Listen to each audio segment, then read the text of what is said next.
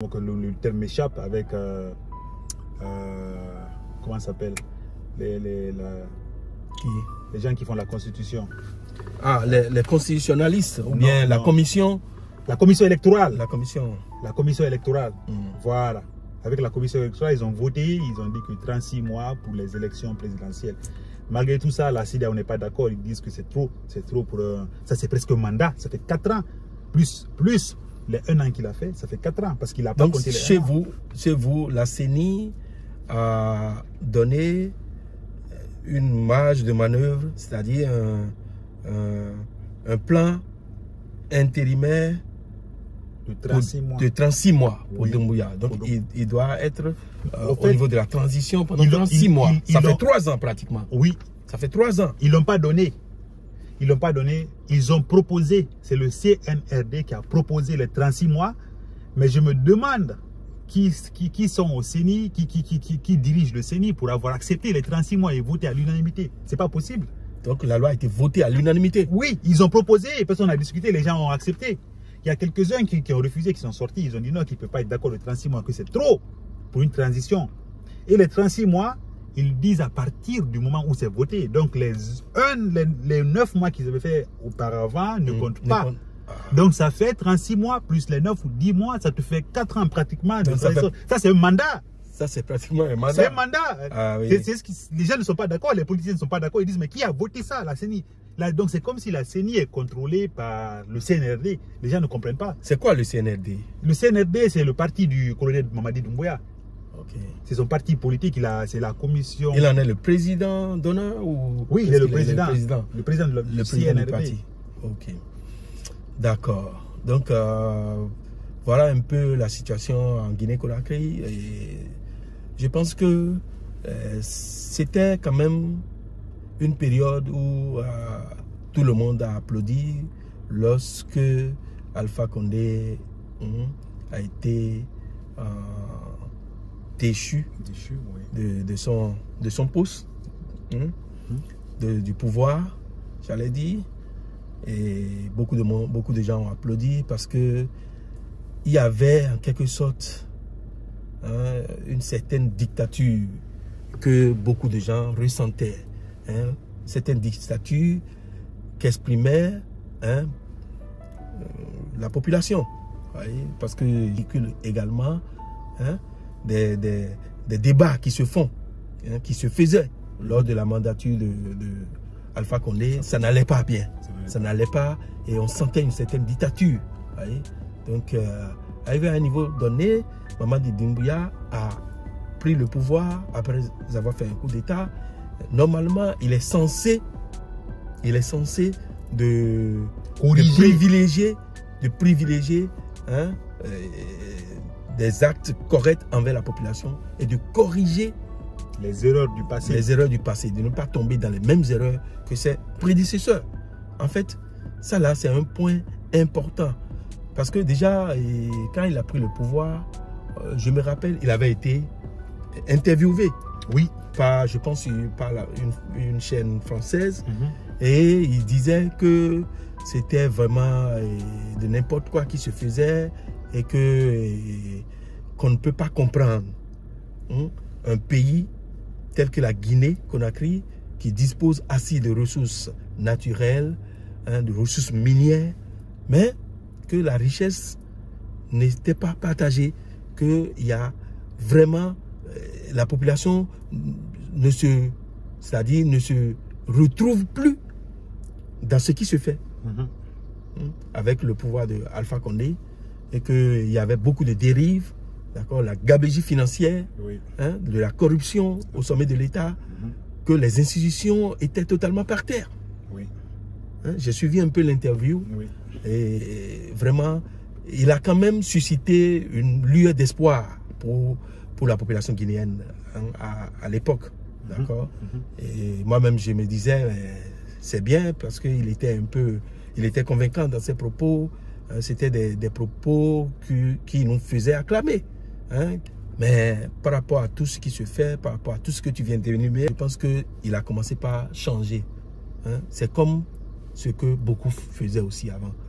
Avant d'arriver au pouvoir, ils tiennent des discours, d'accord, qui sont très bien, mais après ils deviennent inconséquents envers leur propre population, inconséquents par rapport à leur propre propos. C'est dommage. C'est dommage. C'est dommage. C'est dommage. Ouais.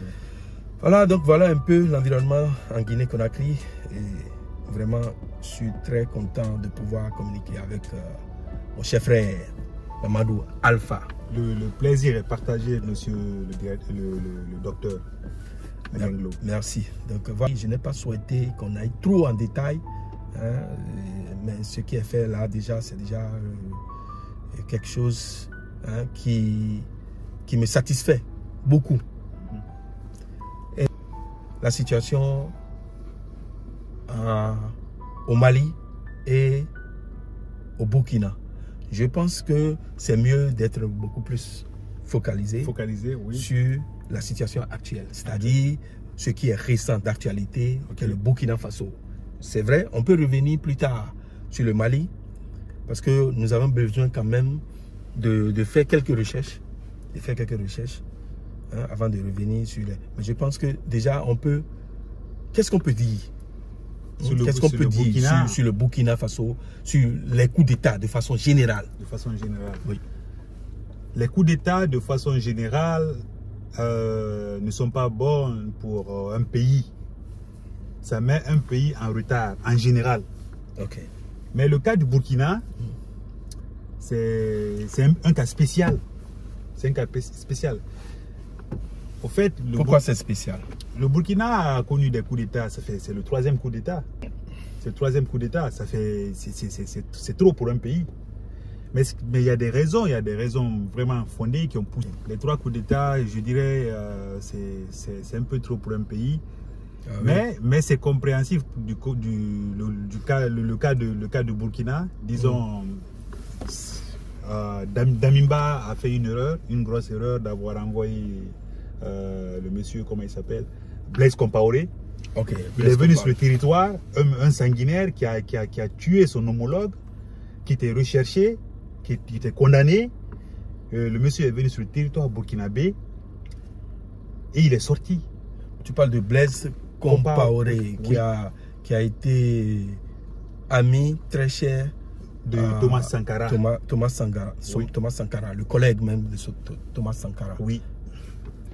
Il est venu sur le territoire sans être arrêté, il a fait tout ce qu'il avait à faire et puis le président est sorti, il a parlé, il dit bon qu'il n'a pas besoin d'arrêter, on l'a protégé, il est parti à l'aéroport, il est retourné d'où il vient. Oui, j'ai suivi aussi un peu cette situation qui n'était pas du tout une situation réluisante. J'ai pas du tout aimé, et vu que Thomas Sankara a été l'homme qui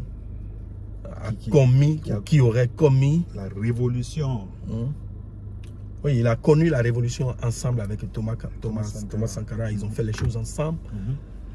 Mais il a été le plus soupçonné par rapport à l'assassinat de Thomas Sankara. Je voudrais dire Blaise Compaoré. Blaise Compaoré, oui.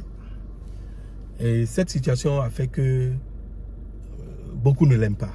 Il y a eu un procès. Ah oui. Il y a eu un procès au Burkina. Et le procès l'a reconnu coupable. Oui. Le Blaise Compaoré a été reconnu coupable pour l'assassinat de son ami proche, le feu Thomas Sankara. Il doit faire la prison à perpétuité. À perpétuité, oui. Voilà. C'était la fin du procès. Il a été reconnu coupable. Voilà. Donc, et doit faire la prison à perpétuité, c'est-à-dire à perpétuité, pardon, la prison à vie. Voilà. Donc, de ce fait, du fait qu'il a été condamné par le même président c'était Damimba, si je ne me trompe pas. Oui, Damimba il était déjà au pouvoir. Il était déjà au pouvoir. Le procès a commencé avant lui, je crois bien. Il est venu, le procès était en cours, mais il a été condamné pendant son temps. Du fait qu'il a été condamné et qu'il reçoit le même monsieur sans le mettre en prison, sans l'incarcérer, il a perdu la confiance du peuple, selon moi. Il a perdu la confiance du peuple. Il a perdu la confiance du peuple parce qu'il était là, il représentait ce qu'on appelle un révolutionnaire qui voulait la rupture totale avec la France, avec l'État français. Donc, du fait qu'il a pas respecté ses paroles, qu'il n'a pas respecté ce qu'il a dit depuis le début, qu'il n'a pas tenu promesse, le peuple burkinabé s'est dit, mais il nous a trahis. Oui. On voulait voir Blaise Compaoré en prison, mais il est venu, il a accueilli, il a fait tout, il a créé ça.